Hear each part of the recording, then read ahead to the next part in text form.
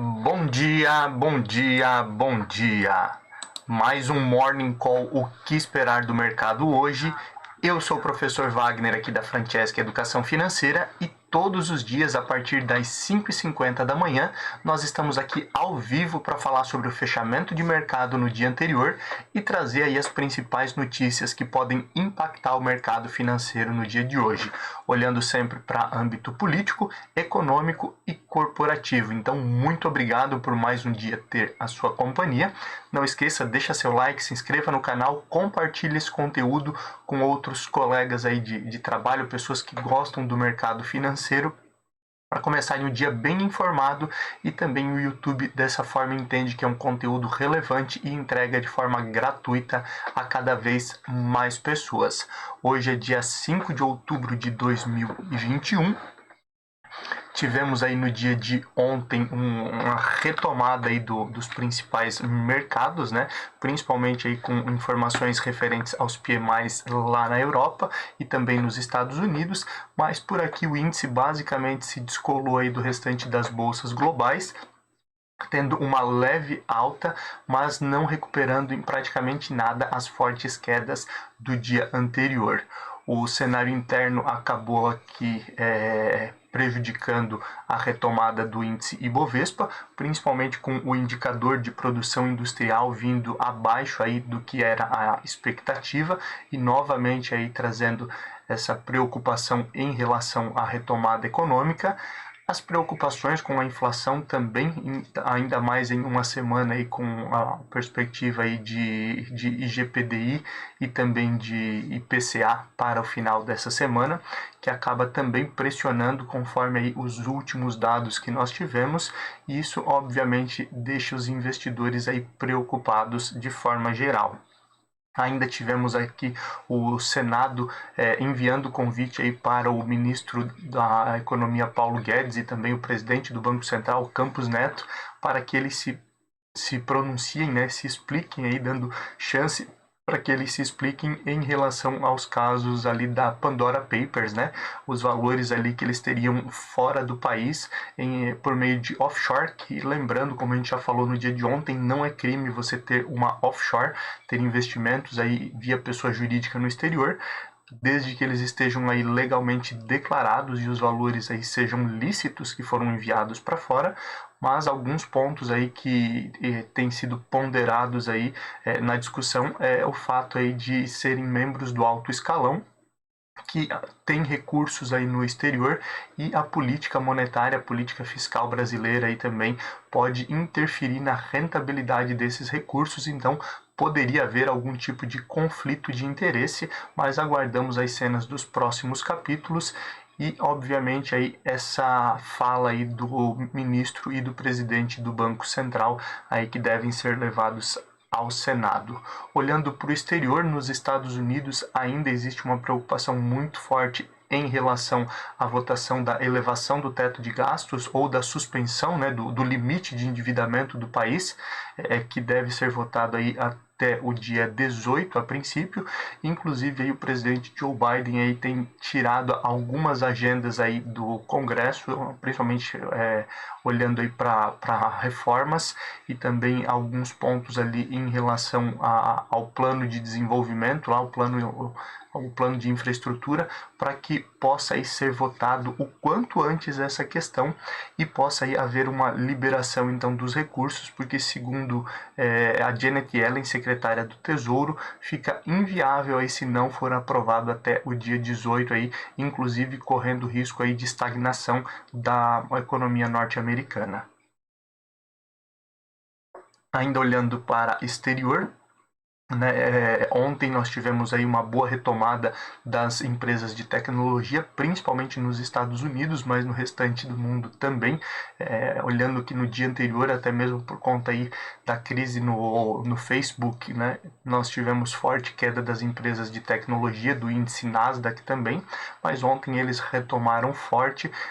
recuperando boa parte das perdas do setor também. Na Europa ainda existe uma preocupação muito grande em relação à crise energética, né, com um recorde aí nos preços de gás natural, principalmente aí a partir do momento em que se aproxima o inverno no hemisfério norte, e o consumo de gás natural também deve aumentar por conta aí dos sistemas de calefação das casas e empresas ali que acabam utilizando aí durante todo o inverno. Além disso, a inflação preocupa bastante, e quais serão as políticas aí adotadas por meio dos bancos centrais aí para conter a inflação sem mexer aí com a retomada econômica são os grandes problemas aí que a Europa enfrenta nesse momento. Por aqui, os investidores ainda ficam de olho em CPI da Covid, crise hídrica também e outros pontos das reformas que são importantes, e ainda investidores a nível global de olho aí bem aberto na relação da China com possíveis calotes de outras empresas do setor imobiliário, né? A gente já teve aí a segunda maior incorporadora, a Evergrande, aí tendo alguns problemas. Ontem aí falávamos de outras empresas, e obviamente aí o setor, mesmo em meio a um feriado na China, preocupa aí os investidores a nível global. Mas vamos olhar para números de forma geral, que facilita aí esse nosso bate-papo e essa interpretação. Olhando para o índice Ibovespa, então, a lateralização positiva de 0,06% no dia de ontem, onde o índice fechou a 110.458 pontos. O dólar aí chegou aos R$ 5,48, uma das máximas aí do ano, o dólar, subindo ontem então mais 0,67%, e o descolamento aí foi nítido em relação às bolsas norte-americanas, porque Nasdaq ontem, a bolsa de tecnologia, fechou com alta de 1,26% a 14.433 pontos, o índice S&P 500 aí fechou com alta de 1,05% a 4.345 pontos, e Dow Jones ontem subiu 0,92 a 34.314 pontos. Esses aí são os números das bolsas americanas. Olhando um pouquinho para a Europa, o euro também subiu 0,23%, chegando a R$ 6,34, e as bolsas aí, o DAX na Alemanha subiu 1,05 a 15.194 pontos, o CAC na França aí subiu 1,52% a 6.576 pontos, e no Reino Unido a alta foi de 0,94 a 7.077 pontos.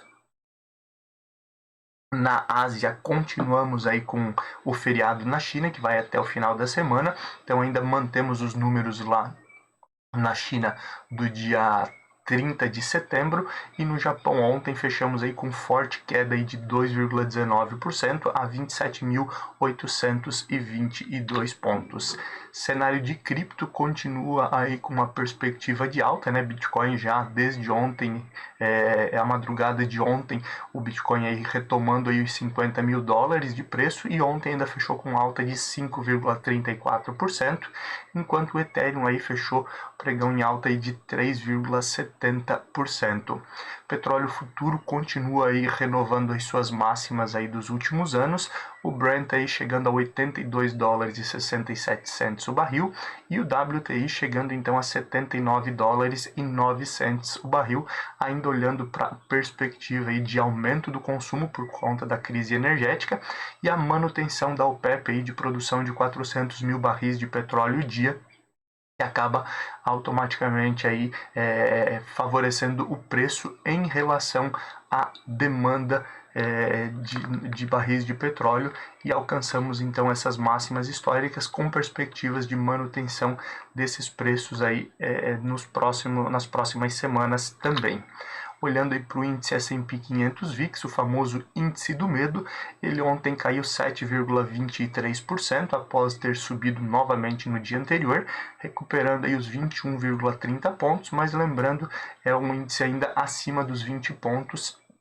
que acaba aí preocupando bastante, trazendo aí certa desconfiança por uma maior volatilidade aí no mercado de renda variável, maior risco no mercado de ações. Olhando aí também para metais futuro, nós temos aí o ouro futuro aí tendo uma leve queda aí no dia de ontem, sendo negociado a $1.759,60 a onça. Temos o alumínio futuro aí chegando a 2.923 dólares a tonelada e o ferro refinado aí chegando aos 117 dólares e 85 cents, perspectiva aí para final do mês de outubro. Aí também temos uma oscilação menor em relação ao minério de ferro por conta também dos mercados asiáticos, né? A bolsa de Dalian na China fechada aí por conta do feriado chinês, então é uma semana com menor volatilidade em relação ao preço do minério de ferro. Conforme haja a retomada, podemos ver talvez um movimento diferente em relação ao minério. Olhando para o índice Ibovespa e as ações que compõem o índice, as 5 principais altas do dia de ontem ficaram aí por conta de Pecar 3, que é pão de açúcar, subindo 6,79% e chegando aos R$ 25,30. BBAS 3, Banco do Brasil, que subiu 4,76% e retomou aí os R$ 30,59. Amer 3, né, o novo ticker aí de lojas americanas que compõe as lojas físicas e também B2W,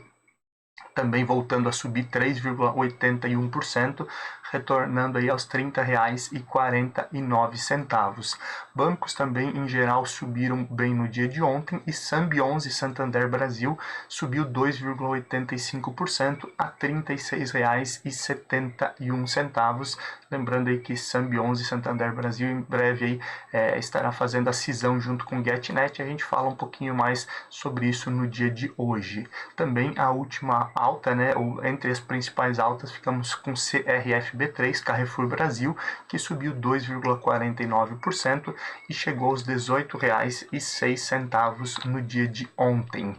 Entre as principais baixas, nós temos aí BPAN 4, Banco Pan, que caiu 6,39% após forte alta aí durante o início da semana, chegando aí novamente aos R$ 14,48, num movimento de correção. CVCB3 também caindo 5,90% a R$ 20,24. Quem mantém também um movimento de correção após fortes altas no ano, né, mais de 70% de alta no ano, Embraer 3, né, Embraer, caindo ontem 4,53% e chegando aos R$ 22,96 a cotação da ação. NTCO3, Natura também caindo 3,66% a R$ 43,35 e VEG3 caiu 3,22% a R$ 37,53. Essas foram as principais altas e baixas do índice Ibovespa no dia de ontem, dia 4 de outubro.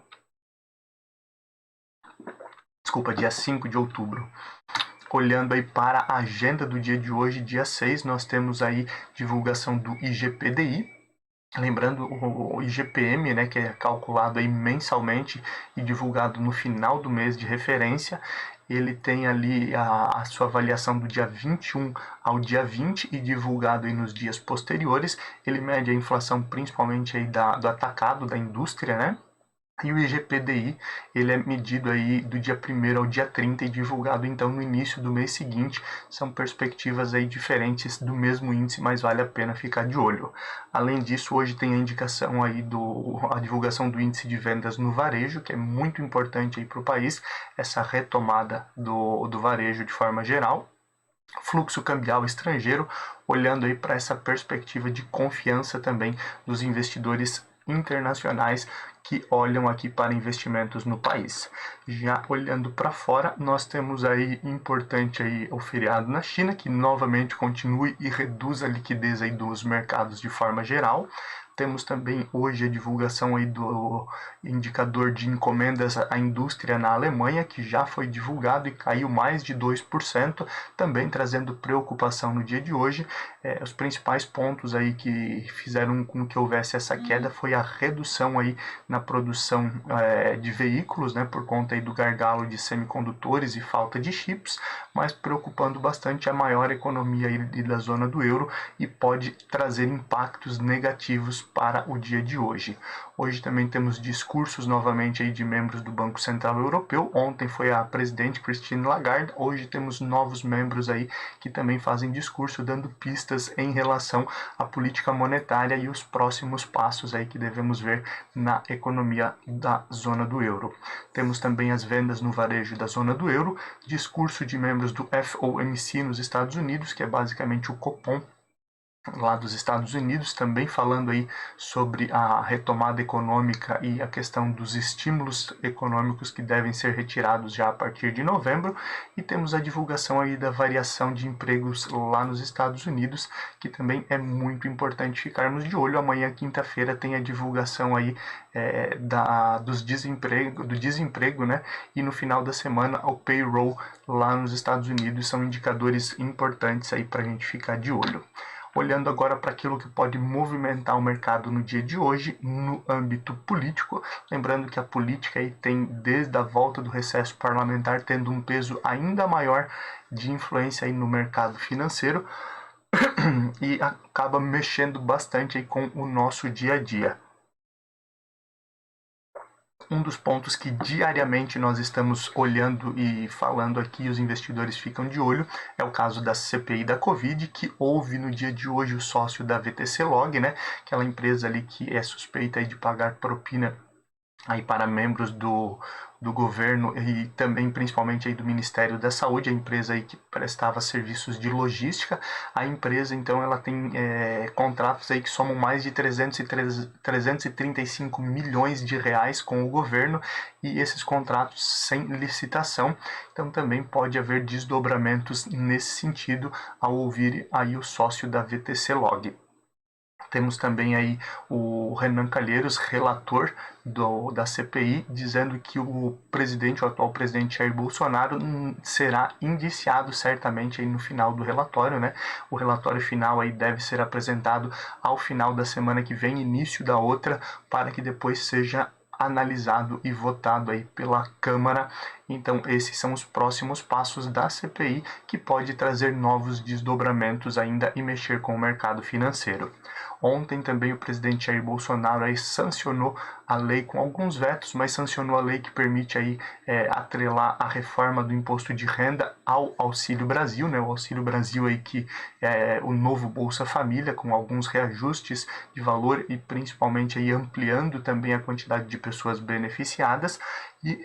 em meio à assinatura do presidente Jair Bolsonaro, da sanção dele em relação à lei, o Rodrigo Pacheco, que é o presidente do Senado, afirmou aí que foi um erro atrelar então a reforma do imposto de renda ao Auxílio Brasil, e ele chamou isso aí de politicagem. Então podemos ter alguns desdobramentos em relação a esse leve atrito aí entre os poderes, que novamente aí preocupa. Tivemos fortes atritos entre o executivo e o judiciário, e podemos aí ter novamente aí um atrito entre o legislativo e o executivo, mas o principal ponto aí realmente a ser ressaltado é a fala de Rodrigo Pacheco em relação ao erro aí que teria sido cometido, atrelando, né, a LDO, Lei de Diretrizes Orçamentárias, mudando a LDO para permitir aí que o Auxílio Brasil aí seja completado aí com recursos aí da reforma do imposto de renda. A reforma tributária, de acordo aí com o relator, inclusive, ela não vai aumentar a carga tributária do brasileiro, segundo ele, inclusive, aí por conta da própria Constituição, que não permite aí que haja um aumento expressivo na carga tributária do brasileiro, mas vai gerar uma maior arrecadação, obviamente aí para o governo, através de um aumento da base tributável. Então pessoas que não pagavam imposto de renda ou recursos que não pagavam imposto de renda começam a pagar, é o que afirma então o relator da reforma tributária, que também aí está em andamento para ser votado em breve, apesar aí de já ter vencido aí alguns prazos inicialmente aí que teriam sido dados aí pelos presidentes da Câmara e do Senado. Um ponto importante aqui continua sendo discutido aí na questão da reforma tributária, a tributação aí de grandes fortunas, né, que é algo que não acontece no Brasil, e tem aí bastante discussão. Com certeza ainda tem bastante água aí para passar embaixo dessa ponte, bastante discussão para falar sobre isso aí na Câmara e no Senado, e aguardamos então os próximos passos, mas diariamente vamos estar acompanhando e conversando aqui no nosso Morning Call o que esperar do mercado. o Arthur Lira, né, presidente da Câmara, que montou uma equipe, uma comissão ali para discutir a questão ali do aumento do preço dos combustíveis, buscando uma solução, seja através de um fundo, inclusive, como foi mencionado, houveram outras ideias de utilizar os dividendos recebidos aí pela União, recebidos aí da Petrobras pela União, que fossem utilizados aí para abater parte do custo dos combustíveis, mas o principal ponto aí é a questão do ICMS, né, o imposto estadual aí que o Arthur Lira e outros aí defendem uma redução do imposto, mas o imposto normalmente ele não foi aumentado, mas o efeito cascata do aumento do custo do combustível na refinaria acaba automaticamente aumentando aí o preço para o consumidor final. Uma das formas aí que foi encontrada, e é uma conversa que já está bem avançada então entre Arthur Lira e a comissão ali que faz parte desse estudo, é olhar para o preço médio, né, dos últimos 2 anos e aí cobrar o ICMS sobre esse valor. Não há nada definido, mas isso pode movimentar o mercado, principalmente no momento em que nós vivemos de forte alta aí de insumos ali voltados à energia, né? Então, o gás natural ficando muito caro, o petróleo alcançando máximas históricas e com tendência de se manter ou ainda aumentar nas próximas semanas por conta dessa oferta e demanda desequilibrada, pode ser uma solução nesse momento, olhando então para o preço final dos combustíveis ao consumidor. E olhando aí para a perspectiva de eleições 2022, que sempre movimenta o mercado, o partido, o Podemos, né, acredita aí na possibilidade do ex-juiz Sérgio Moro aí disputar as eleições 2022, lembrando que alguns dias atrás aí nós falamos sobre a vinda do ex-juiz Sérgio Moro ao Brasil para discutir questões políticas particulares. Então realmente podemos ter aí talvez uma terceira via oriunda aí do ex-juiz Sérgio Moro, seja para uma eleição presidencial ou mesmo uma eleição menor, mas existe essa possibilidade, é o que acredita e afirma aí o partido Podemos. E ainda olhando para essa questão de eleições 2022, as prévias do PSDB, né, que busca aí ser uma terceira via tão aguardada aí pelo mercado, basicamente estão em disputa entre o governador do Rio Grande do Sul, o Eduardo Leite, e o governador de São Paulo, João Dória, e o Dória ontem afirmou aí que, se necessário, ele abre mão da disputa das prévias do PSDB, sinalizando que ele pode realmente abrir mão inicialmente aí, se for o melhor para o partido. Foram as falas do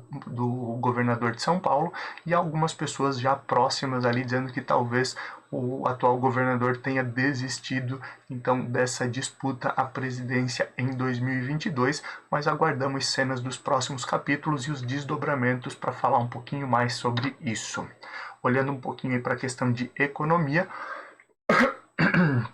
cenário econômico, os especialistas reforçam, algo que a gente já sabe, mas sempre é bom, o óbvio sempre precisa ser dito, a perspectiva aí de redução no crescimento do PIB aí de alguns países, principalmente olhando o Brasil aí para o ano de 2022,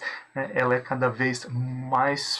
mais clara, com essa perspectiva ainda de haver uma redução ainda maior nesse crescimento, devido aí às incertezas aí do cenário eleitoral e as incertezas fiscais aí que já acontecem no Brasil nesse momento. Então realmente devemos ter aí, assim como a gente já percebe no próprio Boletim Focus e na própria perspectiva de mercado, uma redução maior no crescimento do PIB. Isso prejudica muito, principalmente olhando aí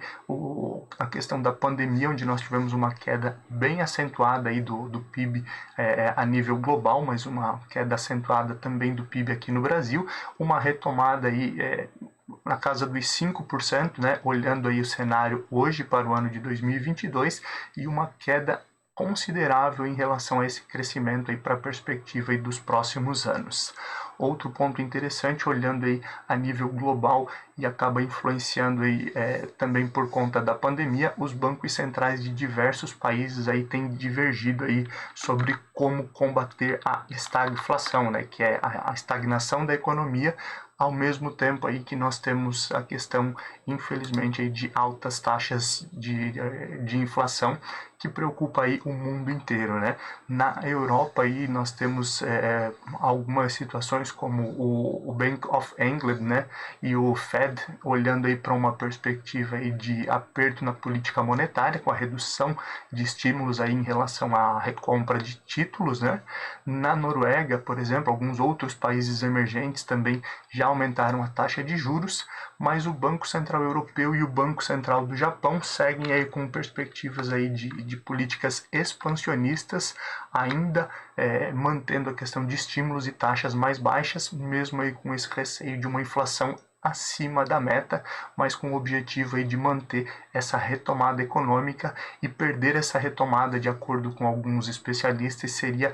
pior do que essa inflação mais alta. Open Banking, né, algo que está aí já acontecendo no Brasil e com fortes perspectivas de ampliação com outros serviços, né, já se fala também no Open Insurance, né, com novidades aí para o setor de seguros também, mas encontramos algumas travas nesse sentido, além de travas sistêmicas e atrasos aí do próprio Banco Central brasileiro. Uma pesquisa mostra aí que cerca de 60% dos brasileiros têm receio aí de compartilhar os seus dados, né? Lembrando que aí para o Open Banking aí funcionar bem, o consumidor volta aí a ser dono dos seus dados, pode compartilhar com outras instituições financeiras para buscar aí melhores opções aí de serviços financeiros, mas esse compartilhamento ainda é um receio aí para cerca de 60% dos brasileiros, devido à insegurança que eles acreditam em relação aos seus dados. Podemos então ter desdobramentos nesse sentido, e com certeza as instituições financeiras de forma geral e o Banco Central devem atuar forte nesse sentido e para dar mais tranquilidade e transparência a esse processo do Open Banking. Países emergentes aí no mês de setembro avançaram aí na sua captação, né? Quase 30 bilhões a mais aí entraram de recursos em países emergentes. Interessante aí que cerca de 80%, mais de 80% na verdade, foi direcionado aí para a renda fixa, né? Olhando aí para títulos de dívida. Os mercados de renda variável, as bolsas aí em países emergentes, receberam aí pouco mais de 10%, na verdade, desses recursos aí que foram oriundos do estrangeiro, né, nos países emergentes, mostrando cada vez mais aí a opção de investidores indo para a renda fixa e, obviamente, aí buscando um pouco mais de juro real, né, aquilo que acontece em diversos países emergentes, e também aí não temos essa mesma realidade em outros países. O que também nos coloca aqui no último ponto para olhar da questão de economia, que é o aumento das treasuries, tanto as treasuries americanas quanto as treasuries europeias, né, que preocupa novamente aí o cenário de renda variável. A perspectiva aí no dia de hoje aí é de queda nas bolsas, muito focado também nesse aumento do valor pago aí da remuneração das treasuries, principalmente treasuries norte-americanas, que são os títulos aí mais seguros do mundo, e automaticamente levam aí os investidores a aportar recursos cada vez mais nesse tipo de operação, mantendo essa segurança e fugindo da volatilidade aí da renda variável.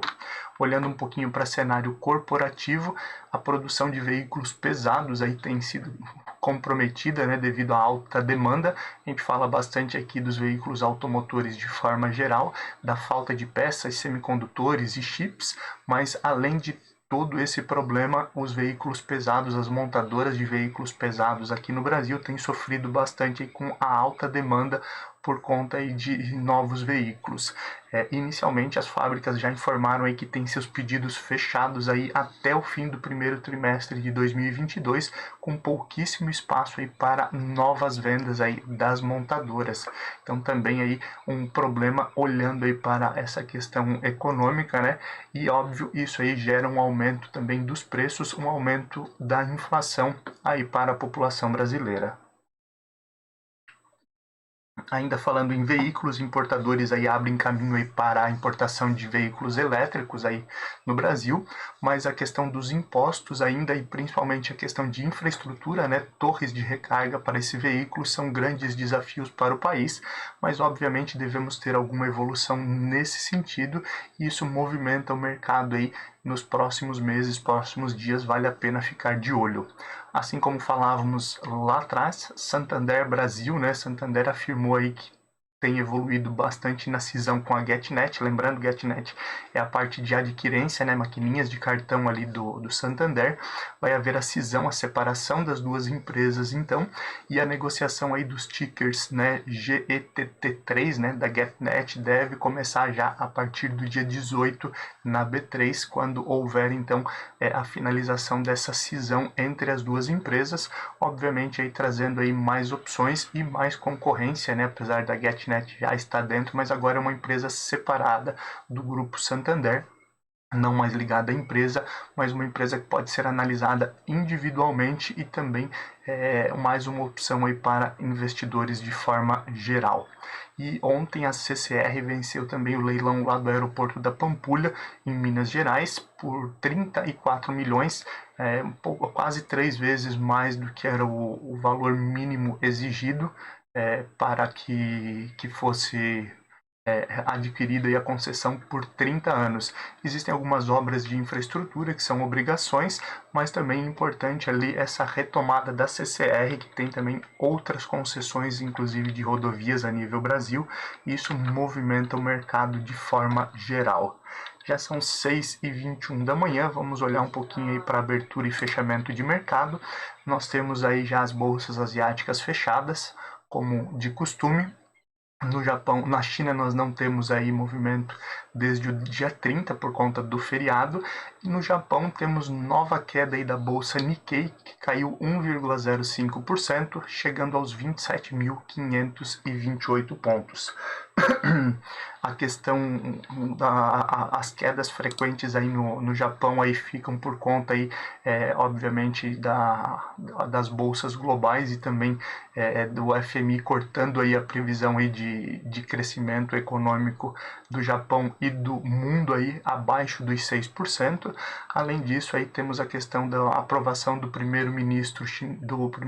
japonês ficando abaixo da expectativa aí nos últimos meses. Isso também acaba de forma geral impactando aí juntamente com outros problemas, como é o caso da Evergrande e outras incorporadoras na China, que até pela proximidade acabam afetando também a bolsa Nikkei no Japão, que vem de séries consecutivas aí de queda nos últimos dias. Olhando o restante aí das bolsas, nesse momento, 6h22 da manhã, perspectiva de queda das bolsas globais. Temos aí na Europa já o DAX na Alemanha caindo 2,40% nesse momento. O CAC na França aí cai 2,20% e no Reino Unido a queda é de 1,70% às 6h23 da manhã.